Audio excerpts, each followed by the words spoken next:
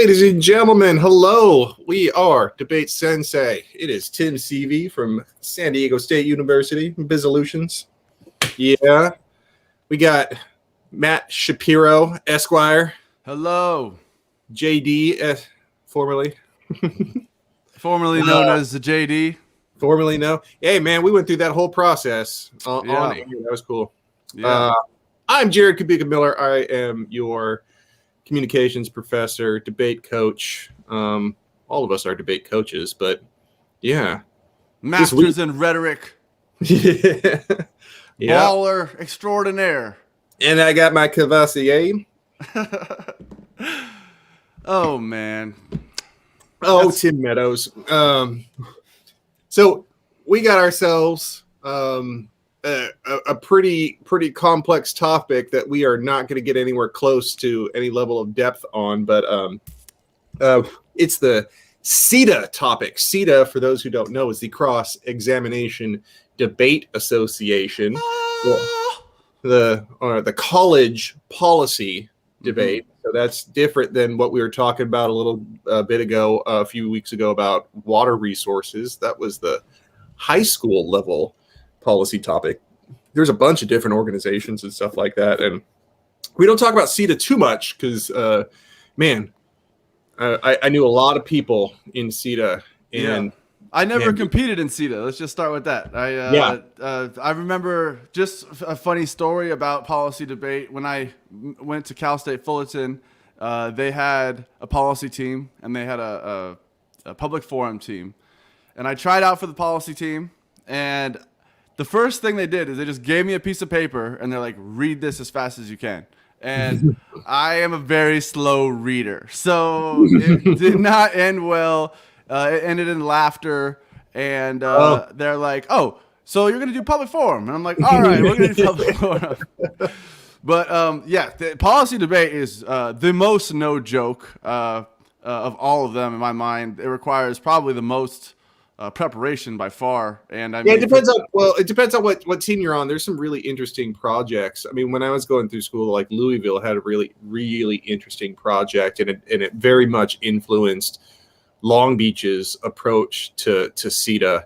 And so it was like there's a lot of variety in there, but it's a bit of a what's funny is like entry. When I was in Fullerton, like I was an older student and it was very focused on just getting out of school. Like I could not have any more time, lost. And I do think there was a part of me that if I had more, if I wasn't so, I don't want to say anyone's not driven to get out of college as soon as possible. I just mean to say if I had a little more time and I wasn't working, there's a much better chance I'd have the time to kind of spend and dedicate to doing the full blown, highly competitive, high, I want to compete to win. So that type of policy debate. I think policy is a joke, Congress or die, but yeah. Parley or die. Yeah, so we got hate mail. No way, man. Like we are going to be shot. Spar debate, only spar debate. Now, so we've got a hell of a lot to cover. So what are our topic areas? Because this is CEDA, one topic all year long, and it gets real deep. So what are our topic areas that we're posing? So there's 5 of them, and there's a ballot going out right now that people are going to fill out and get done by the 15th. So maybe with next week, at least for a moment, we can if the results are out by then, or if anyone's talking about what they think the results are, maybe we might have a follow up on this. But here's the 5: labor rights, transportation infrastructure, climate, like climate change, antitrust, and economic inequality. Economic inequality. All right, where are we starting? Let's start where I ended. Economic inequality. That does make the most sense. Yeah. So I looked over that one a little bit. I like it. I like it a lot. I'll be honest with you. Let's start out to go. Just wanted the materials. We looked at some materials. Are those available to everyone online? Obviously, right? Yeah. Yeah. There's. I could get these to you one at a time too as we're going through them. Here, let me get that for you. just I mean, I'm sure as most policy debaters have been doing it for years and probably already looked at this stuff extensively. Anyone who is curious or hasn't seen it yet, we took a look at, you know, a quick 1,000 pages of policy evidence and did our best to kind of, you know, digest it. But it just, even reviewing for this week, it was like, oh, like there's a lot to digest. And so if you haven't looked at it, hey, now's the time.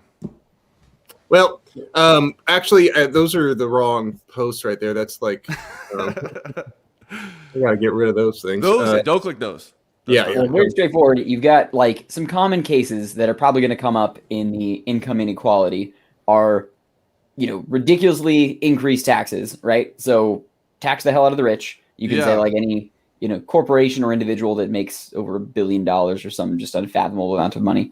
And then there's all kinds of arguments on then where that money goes. But then you can also talk about like universal basic income as another one, because that's an expensive that's like at policy. the top of the list. So I thought the reason I wanted to start there was like UBI being just fairly common. We've all heard of it at this point, I think.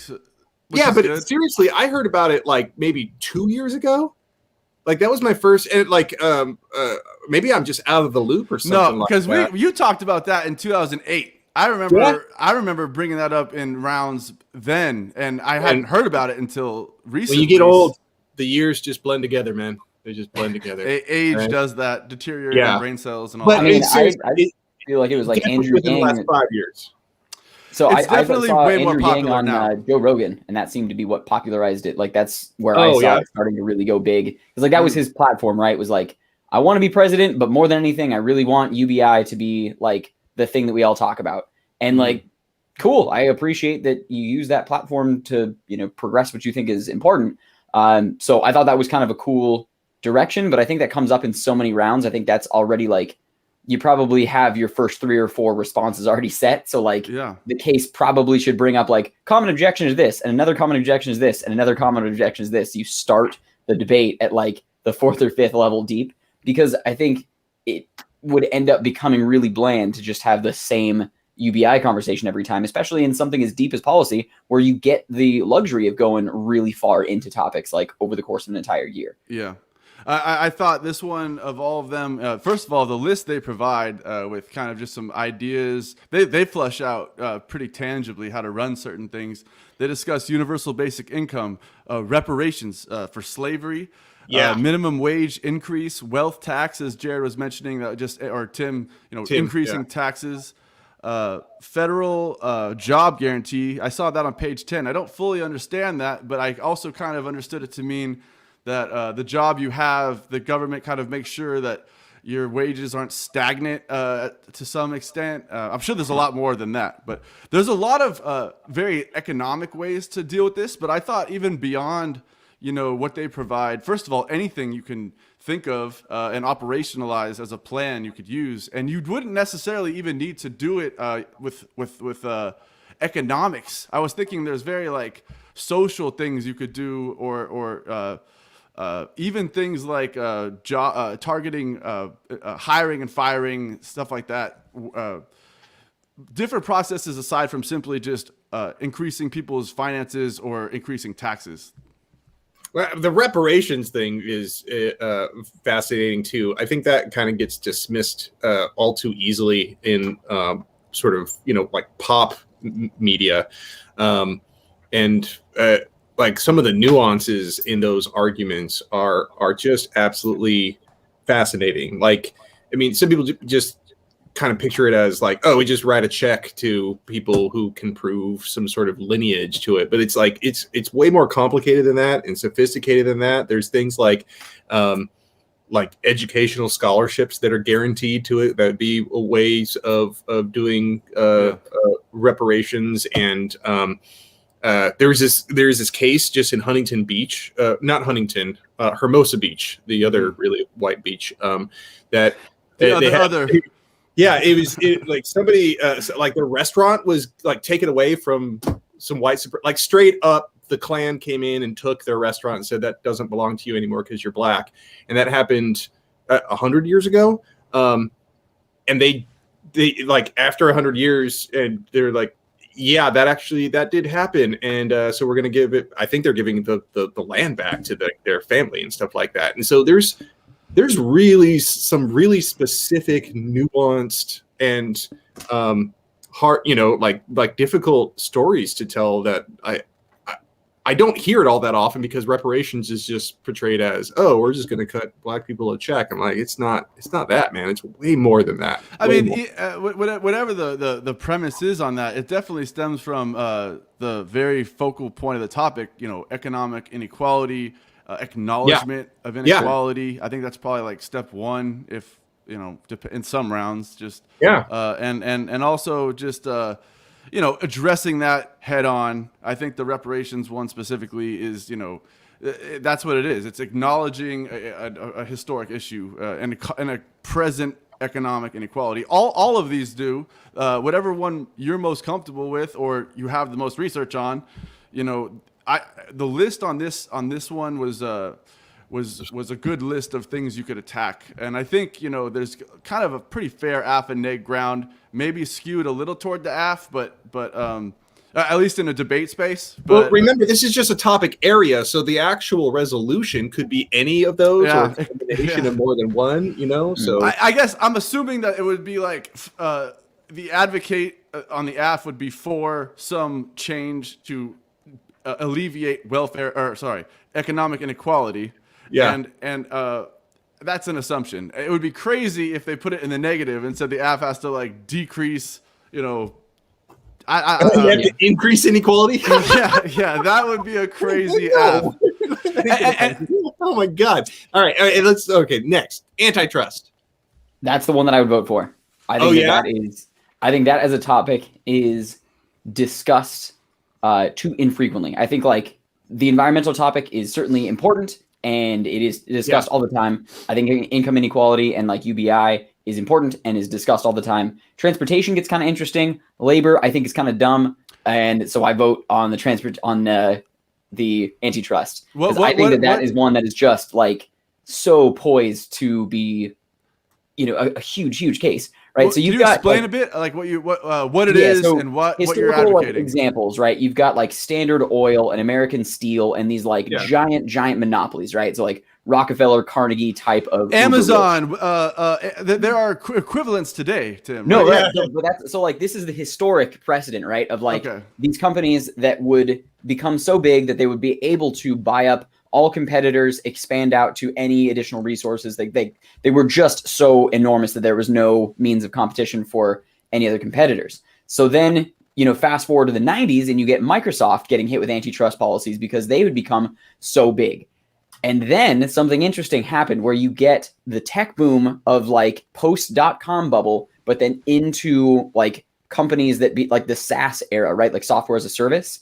And you have Google and companies that are really growing like that learned their lesson from Microsoft and have entire dedicated legal teams specifically to protecting against antitrust policy.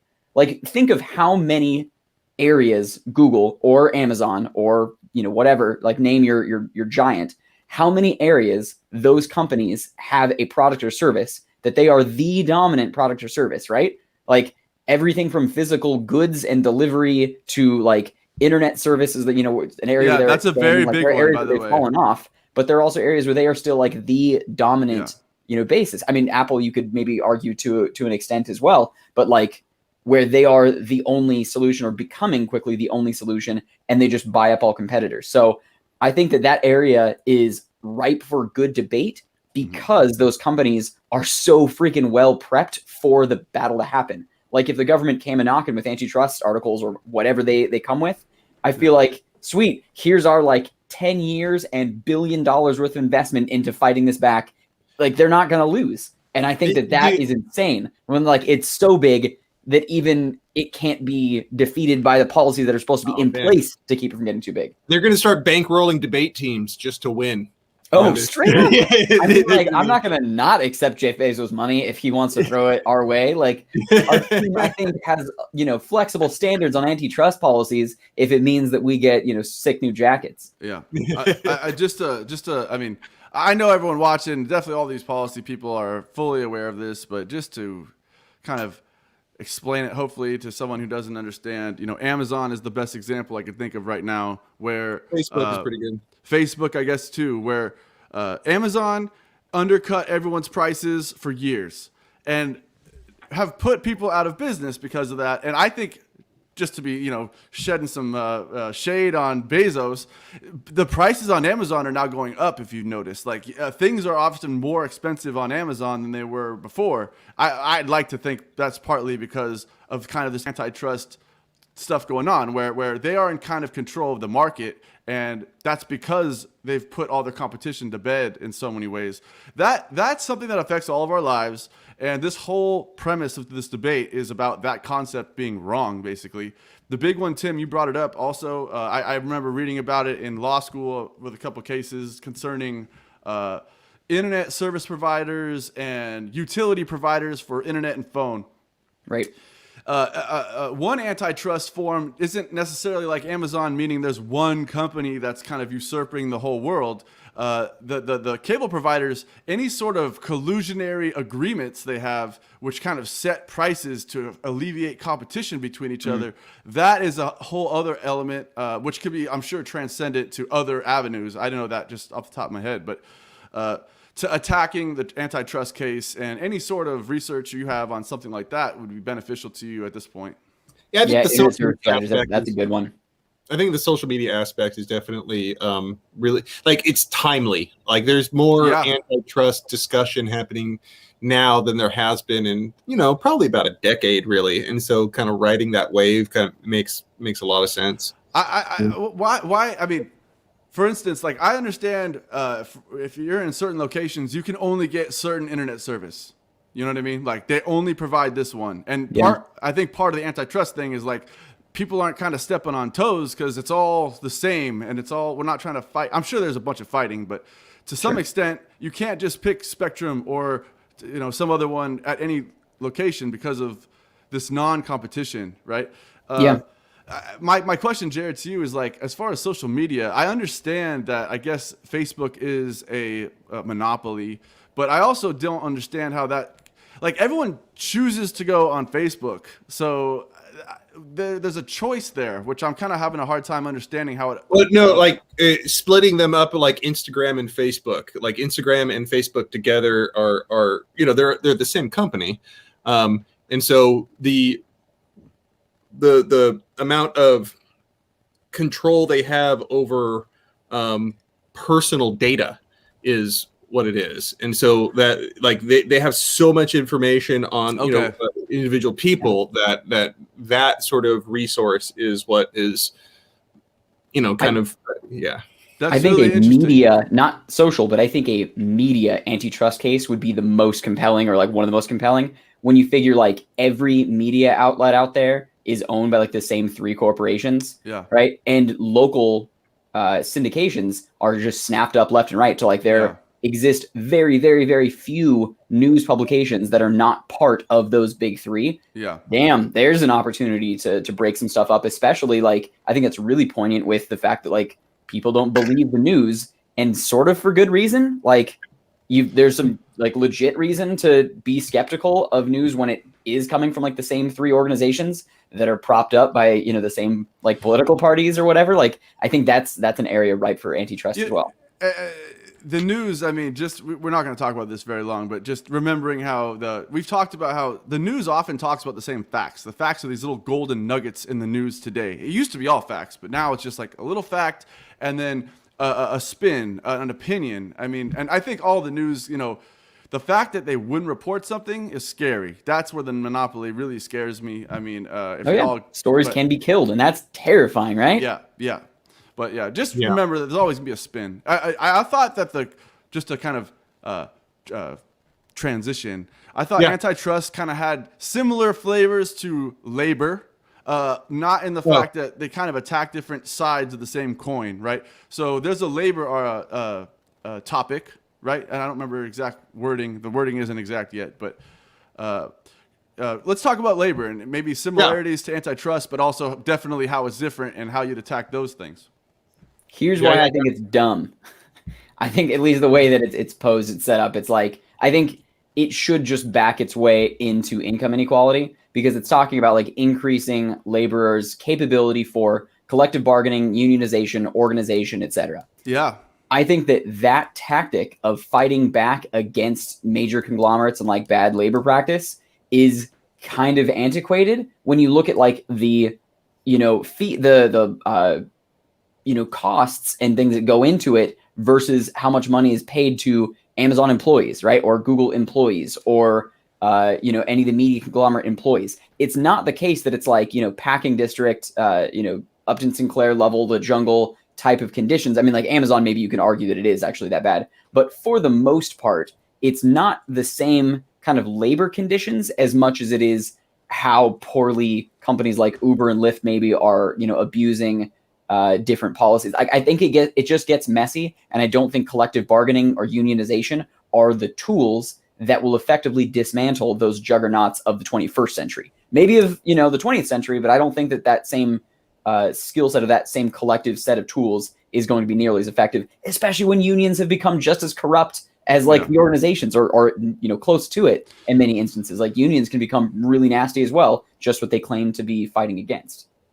Well, I think they have a number of different approaches that you could take. Like the minimum wage is listed on this one also. Oh, it is. Okay. Got it. Yeah. So like, I think they have a little broader approach to it. So like working conditions and workers' comp and stuff like that are also listed as sort of possible avenues that they could go down. But unions is definitely highlighted throughout the document. And okay.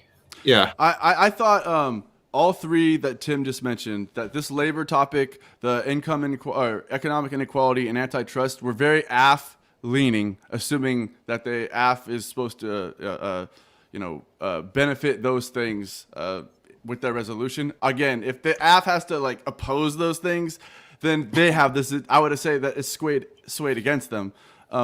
As far as I would love to address some of the things Tim just said. Collective bargaining.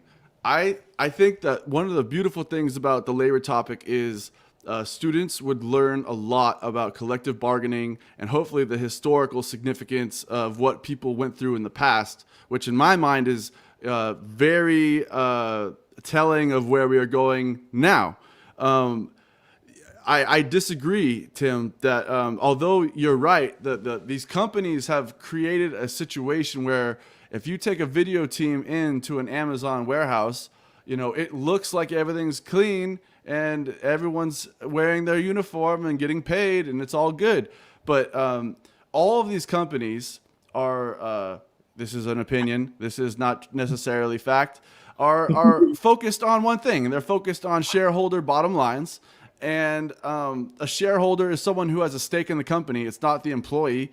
And these employees are the ones, it's like an NFL team. It's like the players are the ones doing the work and bringing the fans to the show. The employees are the ones who drop the box off at your house and do all this work to increase Jeff Bezos's point, 1 point, his portfolio. Now, there's nothing wrong with making money, but there's room for all kinds of capitalism critiques. There's nothing wrong with doing a good service, but I'd be very critical of what Tim just said, in that just because they pay the legal wage required, and just because everyone's wearing a uniform and looks nice and clean, that doesn't mean that these aren't starvation wages, which are stagnant and not equivalent to what they would have been making in the 70s, and doesn't cause problems for economic mobility. All right, we got a couple minutes, and we got 2 more to get through. So we got transportation infrastructure. This is my favorite one. I would vote for this one. Oh yeah? Yeah. Okay. Why is that? Yeah. Okay. First and foremost, I think this is the most even. Meaning, I think AF and neg, even just straight up. Like, I'm not talking about any crazy critiques or anything. I just think that there's a lot of ground on both sides to argue why something else is more important than what someone else is saying. Another thing is, I like how locality or where you are could mean so much for this debate. Like, you could have something that's specific to your town or your city or whatever, your state, that just you could kind of pit that against someone else, and there's a personal element you could bring in saying, and I've seen it done very well, where it's kind of scary arguing against someone who has almost a personal stake in it. It feels like they really are, it's important to them. It definitely opens a door for a lot of like technology debates. You know what I mean? The latest and greatest of the innovative like transportation technology.